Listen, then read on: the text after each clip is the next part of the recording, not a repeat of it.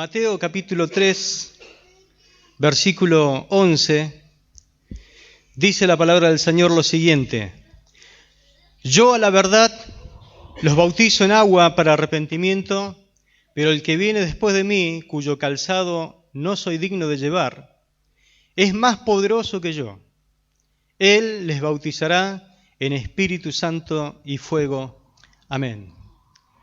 Estas palabras que recién hemos leído fueron dichas por Juan el Bautista, el precursor de nuestro Señor, y está anunciando una gran diferencia entre lo que es la antigua dispensación, es decir, el antiguo pacto, y la nueva dispensación que estaba comenzando a iniciar.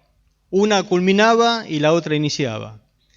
La diferencia iba a ser muy notable por la manera y la medida en que el Espíritu Santo iba a ser derramado sobre el pueblo de Dios y cómo Él se manifestaría en la obra de redención. Ahora, el Espíritu Santo siempre estuvo presente, porque el Espíritu Santo es Dios. Siempre estuvo presente en el curso del Antiguo Testamento y habló por medio de los profetas, habló por medio de los mensajeros de Dios y cumplió los propósitos divinos que estaban establecidos en aquellas personas que fueron escogidos por Dios como instrumento. Pero a partir del Nuevo Testamento va a sobresalir la persona del Espíritu Santo. Por consiguiente, es natural que haya una considerable diferencia entre ambas dispensaciones. No sé si muchas veces usted habrá escuchado alguna oración que se hace o algo que se dice en la Santa Cena diciendo que el nuevo pacto es mejor que el anterior. Así que ahora vamos a ver algunas cositas interesantes que resaltan al nuevo pacto del anterior. La principal diferencia entre la antigua dispensación y la nueva, en lo que concierne al Espíritu Santo, se puede resumir de la siguiente manera. La primera distinción. En el Antiguo Testamento, el Espíritu Santo era un don que se concedía a ciertas personas con el propósito de hacerlas idóneas para el desempeño de servicios especiales. Hasta inclusive Dios ungió a algunos que trabajaban con algunos elementos de artesanía, de herrería, para que la obra del tabernáculo fuera excelente como Dios había pedido. Pero en el Nuevo Testamento, en esta era, en este tiempo, se nos dice que la promesa del Espíritu Santo se derramará sobre toda carne. Antes era sobre algunos escogidos. Hoy puede ser derramada, cuando dice sobre toda carne, está hablando sobre toda persona, gloria a Dios. Así que sobre tu vida también puede ser derramada. Gloria al Señor. Dice Hebreos capítulo 8, verso 11, y ya no será necesario que nadie enseñe a su prójimo ni a su hermano y le diga, conoce al Señor, porque todos me conocerán. Escuche, todos me conocerán desde el más pequeño hasta el más grande, gloria a Dios. ¿Por qué le conocerá? Porque el Espíritu Santo le hablará acerca de Cristo, lo guiará a Cristo, le revelará la persona de Cristo. Otra distinción es que en el Antiguo Testamento vemos que el Espíritu Santo descendía sobre los hombres y estaba en ellos, pero no en ellos. En la nueva dispensación, el Espíritu Santo, escuche, viene a morar en nosotros y a unirnos personalmente con Dios. Mora en nosotros, no solamente con el propósito de darnos poder y prepararnos para el servicio, sino darnos vida, darnos santidad, darnos comunión con la divinidad. Lo que recibimos, escúcheme hermano, no es una sola influencia o una mera influencia del Espíritu, sino que el Espíritu Santo viene en persona a nuestro corazón. Gloria al Señor. La tercera distinción es que bajo el antiguo pacto, el Espíritu Santo no residía en la tierra, sino que visitaba de tanto en tanto la tierra según las circunstancias la requerían. Ahora, en este tiempo, en el nuevo pacto, el Espíritu Santo mora en la tierra es su morada, así como Cristo estuvo 33 años Acá abajo, ahora el Espíritu Santo reside en los corazones de los hombres y sobre todo en la iglesia de Jesucristo y hace real la persona de Cristo. Gloria a Dios. Y la cuarta distinción, y es una de las mejores, es que en los tiempos del Antiguo Testamento el Espíritu Santo descendía como Espíritu del Padre, con toda su divinidad, con toda su gloria, con toda su majestad. Era casi inaccesible.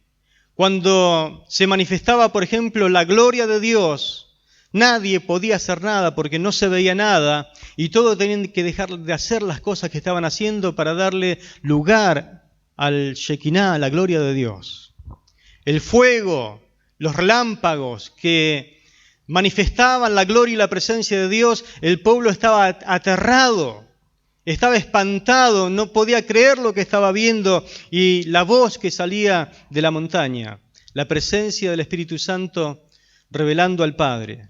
Pero en el Nuevo Testamento le vemos descender más bien como el Espíritu del Hijo. Siempre en este tiempo el Espíritu Santo va a glorificar al Hijo, va a exaltar la persona del Hijo. Para presentar a Jesús entre nosotros, Él se manifiesta como Espíritu del Hijo y hacernos sentir la realidad de su presencia en nuestra experiencia diaria y cotidiana con el Señor. Usted puede sentir la presencia real de Jesucristo en su trabajo, en su casa, en su habitación, donde usted le busca. Usted puede saber que Él es real porque la presencia del Espíritu Santo lo hace. El Espíritu Santo residió 3 años y medio en el corazón de Jesús. Ahora, al descender entre nosotros, lo hace en la condición del mismo Espíritu que estuvo en Cristo, es decir, el mismo Espíritu que vivió en Él, el mismo Espíritu que amó juntamente con Él, que sufrió con Él y obró en Jesucristo. Ese es el Espíritu Santo que viene a morar a tu corazón. Cuando viene a morar en nosotros, trae entonces consigo al Cristo vivo y nos hace sentir su presencia en nuestros corazones. No es una mera religión la que tenemos, es la presencia de Cristo la que marca la diferencia. Es esa experiencia que marcó Juan y que habló Jesús en el capítulo 7 de Juan, versos 37 y 38, en una gran fiesta, la fiesta de los tabernáculos. En el último y gran día, cuando ya todo acababa, el Señor se pone de pie y Él sabe que estas fiestas, si no hay un espíritu real, la persona sale vacía, hueca como entró. Así que se pone de pie y dice, en el último y gran día de la fiesta, se puso de pie, alzó la voz diciendo, si alguno tiene sed, venga a mí y beba. El que cree en mí, como dice la Escritura, de su interior correrán ríos de agua viva. Gloria a Dios. Esa es la experiencia que tienes que buscar. Esa es la experiencia que Dios quiere darte, la que prometió. Un río de agua viva corriendo en tu interior. Si todavía no sentiste eso, te estás perdiendo lo mejor del Evangelio. La presencia real del Señor. Y luego Juan añade en el verso 39, escuche, esto dijo del Espíritu que habrían de recibir los que creyesen en Él, pues aún no había venido el Espíritu Santo porque Jesús no había sido aún glorificado. Así que esta experiencia es para tu vida. Es lo que marca la diferencia entre cualquier religión, la presencia real de Cristo. El saber de que no venimos a ofrecer una religión, sino tenemos una comunión constante con Dios. Cristo es real. Él se manifiesta a la vida de aquellos que le aman. En cualquier momento donde usted le puede invocar, Él se manifiesta, porque no está muy lejos, está dentro de tu corazón. Note que el Espíritu Santo todavía no se había manifestado como lo hace ahora en este tiempo, después de la ascensión del Señor. Ahora cuando descienda a nosotros lo hace como el Espíritu de Cristo. Siendo esto así, es sumamente interesante que contemplemos la relación del Espíritu Santo, en primer lugar en su bautismo, en su ministerio terrenal, pero también en algo interesante que vamos a mirar hoy, es en la manifestación de lo que es la encarnación. Así que en primer lugar vamos a ver nuestro Señor Jesucristo nació del Espíritu Santo. Vayamos a Lucas capítulo 1, versículo 35.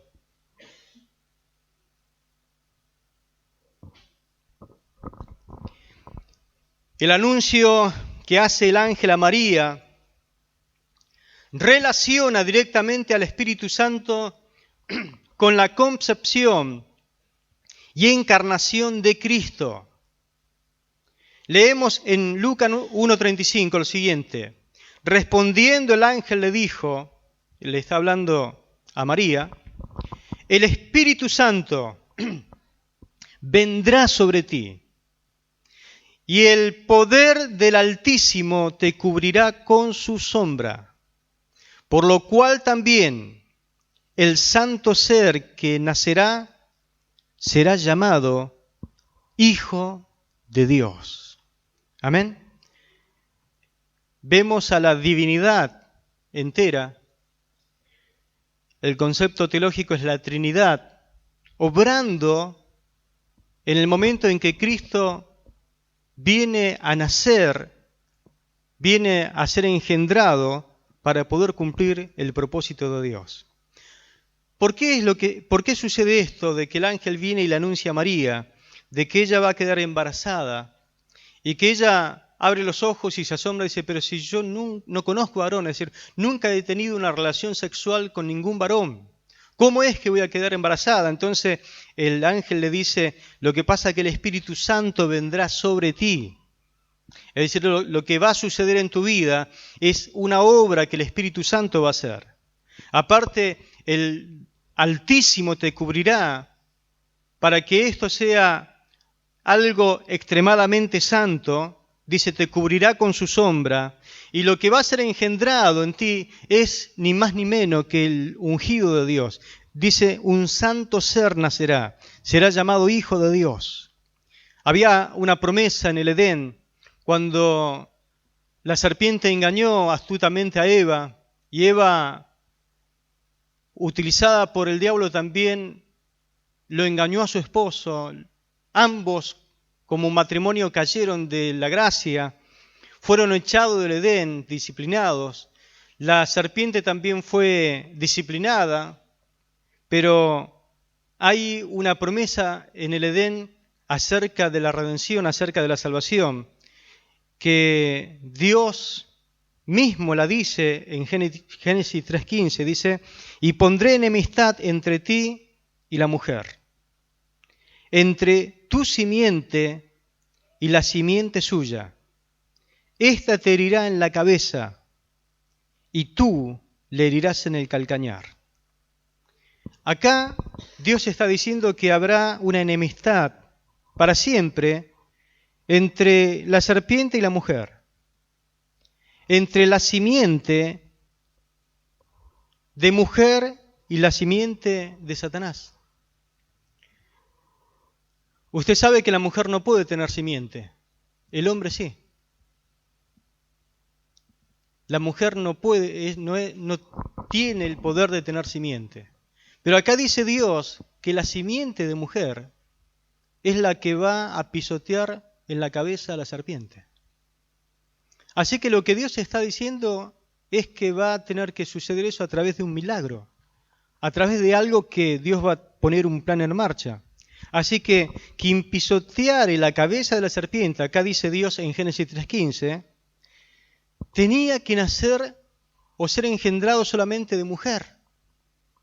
Por eso el gran hecho de la encarnación, ¿no? Isaías, 700 años de que Cristo naciera, él había profetizado diciendo lo siguiente en Isaías 7:14. Por tanto el Señor mismo dará señal. ¿Qué dijo Dios a través del profeta? He aquí que la Virgen concebirá. Para nosotros hoy nos parece muy común y normal porque cada año lo festejamos y lo volvemos a repetir y parece una cosa que nos queda por repetición. Pero usted está escuchando lo que dice la palabra, lo que dijo Dios, que la Virgen concebirá. Está diciendo, va a ocurrir algo imposible. Porque todo bebé nace de una relación sexual entre un hombre y una mujer. Pero acá dice Dios, una mujer sin tener relación sexual con un hombre va a concebir y dará a luz un hijo y llamará su nombre Emanuel, que significa Dios con nosotros. Así que 700 años antes viene alguien profetizando, Isaías, diciendo eso, lo que Dios dijo en Edén, lo que ahora vuelve a ratificar, en algún momento se va a cumplir. La mente humana no alcanza a comprender este misterio. Que un Cristo santo fuese concebido y que naciera de la misma naturaleza caída, de la raza caída de un ser humano como María. Nosotros, hermanos, no creemos en ese dogma que dice que María era inmaculada, es decir, que era sin pecado, porque esto contradice a todo el resto de la Escritura. ¿Por qué no creemos? Porque cualquier cosa que se diga tiene que ser cotejada y comparada con lo que dice el resto de la Escritura. Eso se llama hermenéutica, se le aplica la hermenéutica a esto. En Romanos 3:10 dice que no hay justo ni aun uno. Es decir, nunca existió un justo. Ni aun uno, dice la palabra. En Romanos 3:23 dice, todos pecaron, aun María. Todos pecaron y están destituidos de la gloria de Dios. El único santo en la concepción, en ese momento tan glorioso, fue Dios. Dios sí era sin pecado. El Espíritu Santo sí era santo. Por eso el santo ser que nacerá era precisamente porque era Dios en acción. Entonces, ¿de qué nos habla la encarnación, mis hermanos? La encarnación nos dice que Dios quiere entablar una nueva relación con nosotros. Dios nunca quiso que nosotros estuviésemos desconectados, ni con Él, ni con los demás. Su propósito al crearnos fue precisamente que pudiéramos estar relacionados completamente. Cuando Dios crea al hombre y a la mujer, en primer lugar había creado un ambiente estupendo, glorioso, ideal para que ellos pudiesen ser felices. Le dio el poder comunicarse inclusive con el medio ambiente. Adán tenía la posibilidad, inclusive tuvo la posibilidad de poner nombre a cada uno de los animales. Estaba conectado con la naturaleza, estaba conectado con todo lo que Dios había creado para ellos. Los dos eran felices, los dos tenían plena comunión. Llega un momento de decir, ambos estaban desnudos y no se avergonzaban. Había una comunión perfecta, el pecado no existía. Había un crecimiento de conocimiento continuo en la medida que Dios le iba informando las cosas. Tenían comunión diaria con Dios y eso era la fuente de su felicidad. Todos los días se comunicaban con su Padre Celestial. Al atardecer se paseaba en el huerto la voz de Dios y ellos tenían comunión hablando con el Padre. Era lo ideal, era lo más maravilloso que podía haber existido.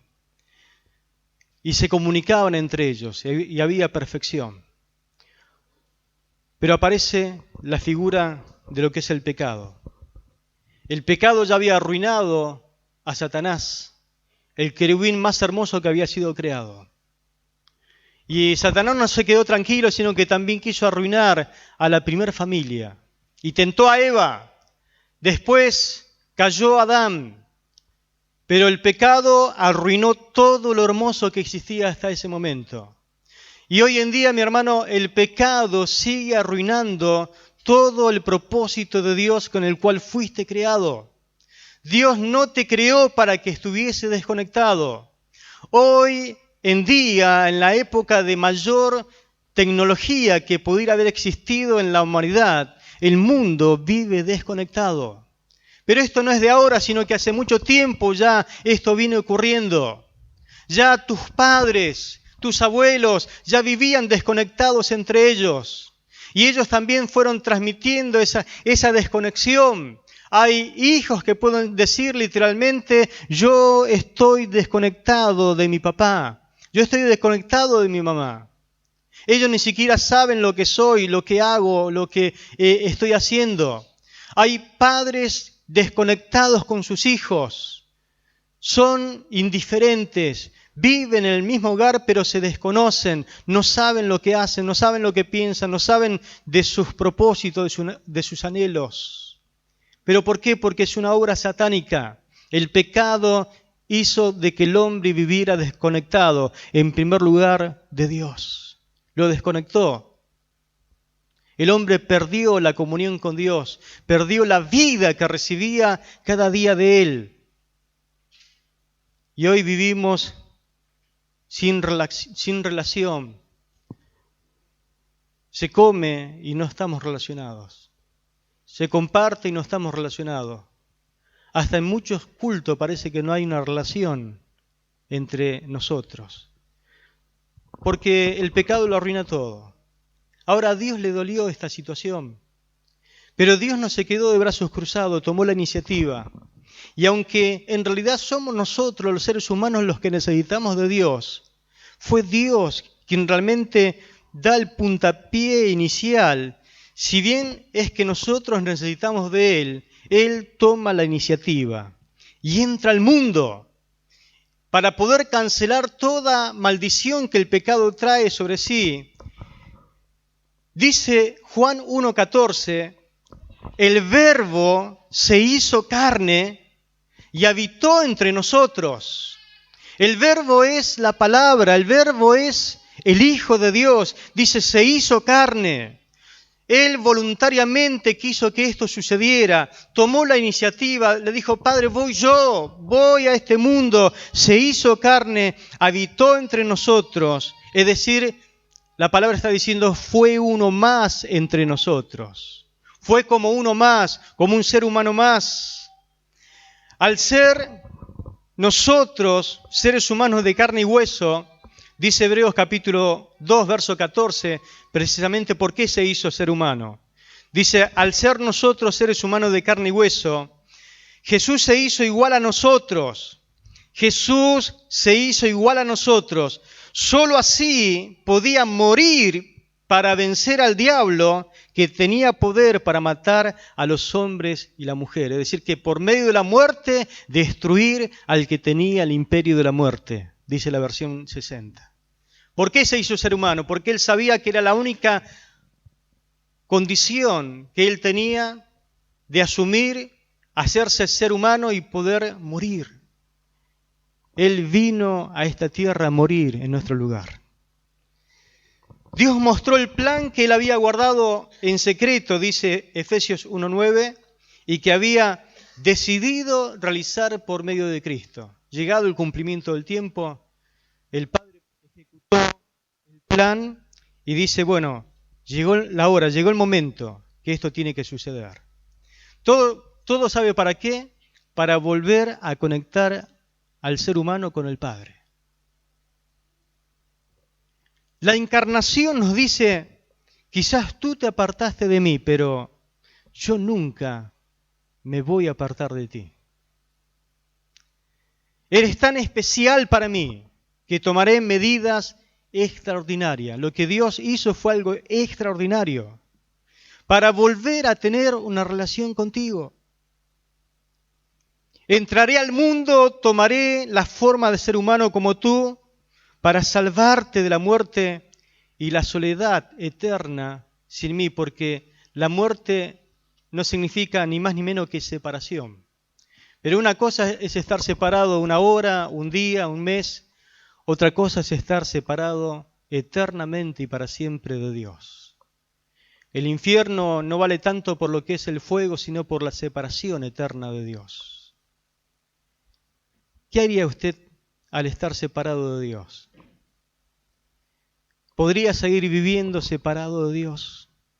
La vida no es vida estando separado del autor de la vida. No tiene sentido de ser.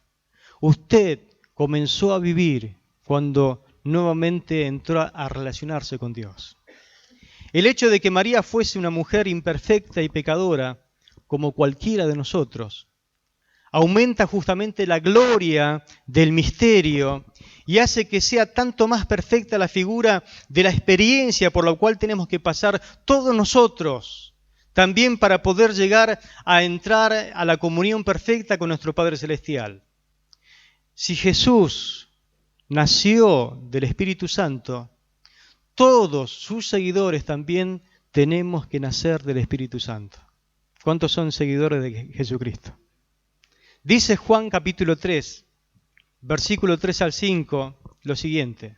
Una charla que tuvo Jesús con Nicodemo, un maestro de la ley, de noche, cuando él vino a visitarlo para ocultarse de la gente que lo conocía. Y él le decía: Maestro, sabemos que has venido de Dios, porque nadie puede hacer las obras que tú haces si Dios no está contigo. Así que le hizo un par de preguntas y Jesús dice lo siguiente, en el versículo 3 al 5. Respondió Jesús y le dijo: de cierto te digo, que a menos que nazca de nuevo, uno no puede entrar en el reino de Dios. Nicodemo le dijo: ¿cómo puede nacer un hombre si ya es viejo? ¿Puede acaso entrar por segunda vez en el vientre de su madre y nacer? Claro, fíjese cómo él tiene una respuesta a nivel humano, ¿no? A nivel físico. Pero el Señor no está hablando de la parte física, está hablando de la parte espiritual de la persona. Respondió Jesús: de cierto te digo que a menos que nazcas del agua, que el agua dijimos muchas veces que es símbolo de la palabra, a menos que nazca del agua y del Espíritu, uno no puede entrar en el reino de Dios. Entonces el misterio de la encarnación es como que se repite cada vez que hay un nuevo nacimiento en el Espíritu Santo. Dentro de un ser no santo, ¿cuántos saben que no son tan santos como lo dice su cara hoy? Amén. Dentro de un ser no tan santo, egoísta, inclinado hacia el mal, horrendamente pecador y vicioso, el Espíritu Santo en un momento implanta una simiente o semilla de vida incorruptible y eterna. Dicha simiente, por medio de la vida de Dios, es por sí misma santa e incorruptible. Es decir, que el poder acá está en la semilla que se planta. El poder no está en el terreno, el poder no está en el que siembra, el poder está en la semilla. La simiente que Dios está hablando y diciendo dice que es incorruptible y además es eterna. Es decir, lo que va a salir de eso es la misma esencia de lo que es. Según leemos en 1 de Pedro 1:13, dice: siendo renacidos, usted renació, es decir, volvió a nacer, siendo renacido, no de simiente corruptible. ¿Qué significa eso? No de hombres mortales, no de papá y mamá, no tiene que ver con algo físico, sino de incorruptible por la palabra de Dios que vive y permanece para siempre. Santiago añade lo siguiente en 1:18. Él por su propia voluntad, es decir, que esto es voluntad de Dios, nos hizo nacer de nuevo por medio de la palabra de verdad que nos dio, y de toda la creación nosotros llegamos a ser su valiosa posesión. Gloria a Dios. Lo mejor de la creación de Dios somos nosotros, porque fuimos renacidos por la simiente gloriosa. Por eso, no importa qué clase de pecador seas, No importa cuántos pecados hayas cometido.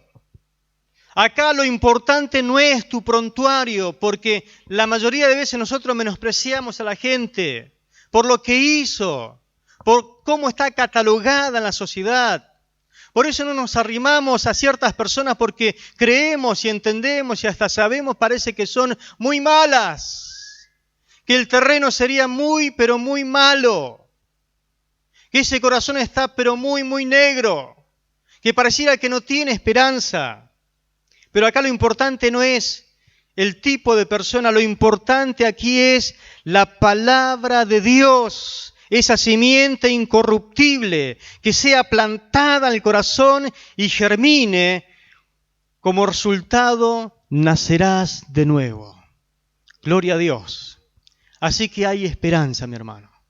Hay esperanza para ese que lo ves muchas veces transitando, que va drogado, que va fumando algún porro, que va diciendo algunas cosas o que va armado. Hay esperanza para tu vecino que parece muy bueno, que parece muy buena persona. Hay esperanza para donde vas a comprar, que te atienden muy bien. La persona, por más que sea buena o por más que sea mala, si todavía la semilla no germinó en el corazón, está perdida. Está a un paso de volar a la eternidad y separada eternamente y para siempre, pero Dios quiere salvarla. Dios hizo todas estas cosas para arrimarse, para que la persona tenga oportunidad. Tal cual se puede ver en la primavera, hay un pequeño brotecito blanco, puro, nítido, sale, parece como una especie de algo verde también, que surge de la tierra oscura, de esa tierra donde quizás hasta fue mezclada con estiércol para abonarla, para que parece más productiva. Pero no importa el estiércol, no importa el humus de la tierra, no importa lo negro que sea la tierra, comienza a salir un brotecito blanco.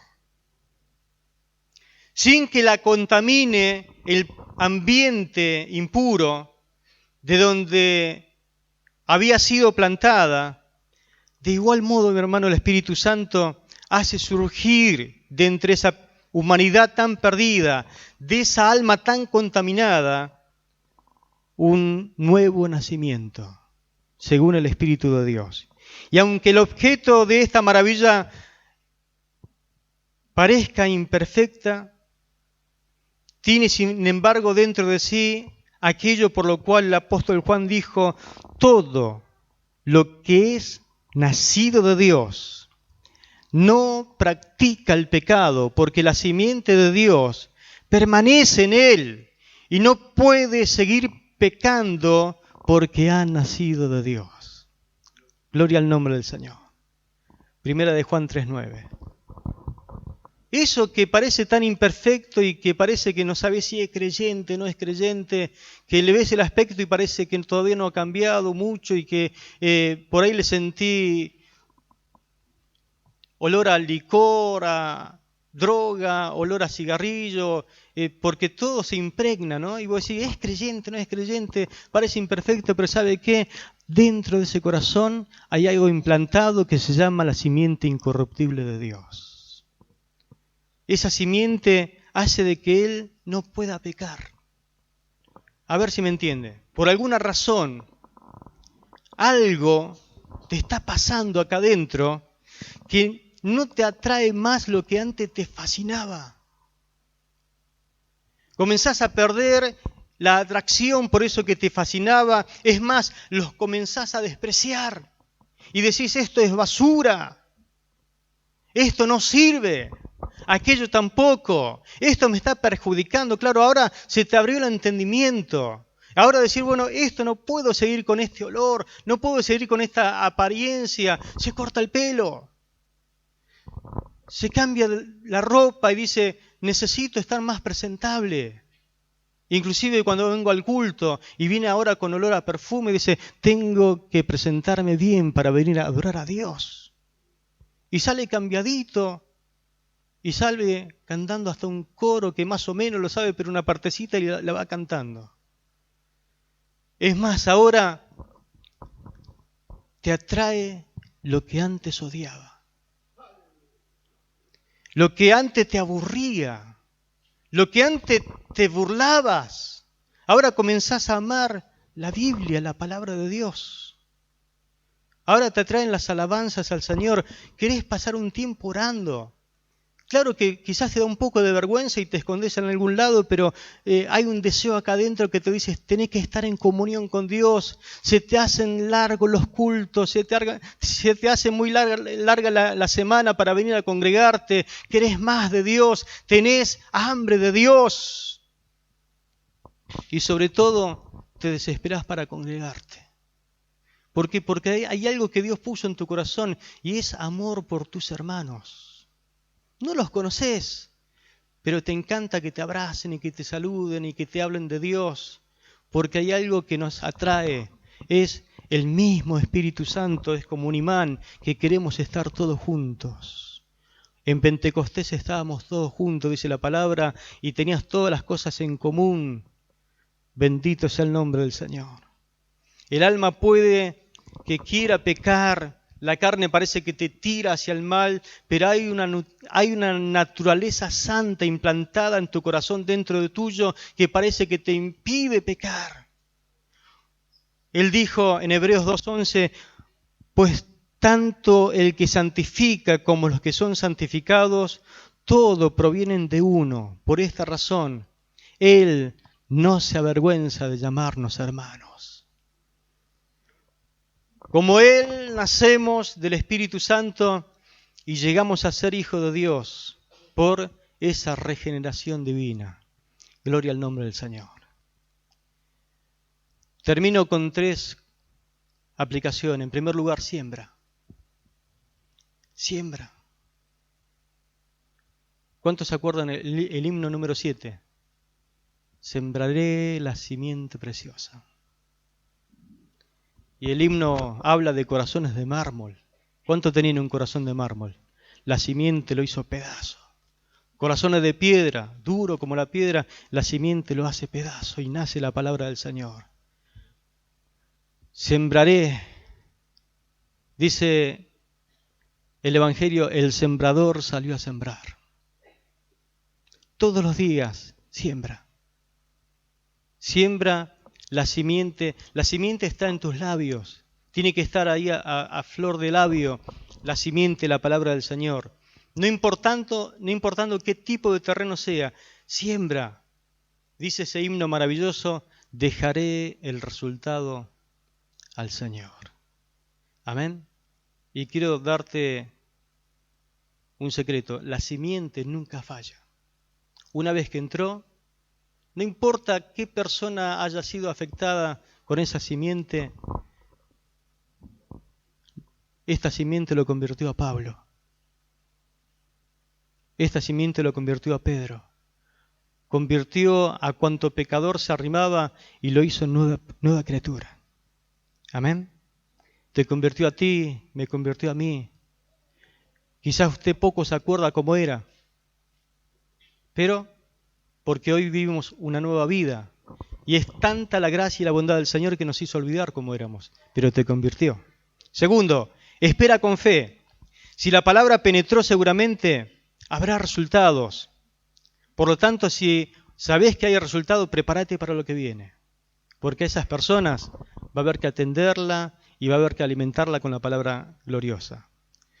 Y por último, hay que proteger el crecimiento. La semilla entró a tu corazón, germinó la palabra de vida, hoy eres una nueva persona, una nueva criatura. La iglesia tiene a disposición cursos de seguimiento para nuevos convertidos. Aprovechá y crecé espiritualmente porque Dios quiere usar tu vida. Amén, para atraer a otros.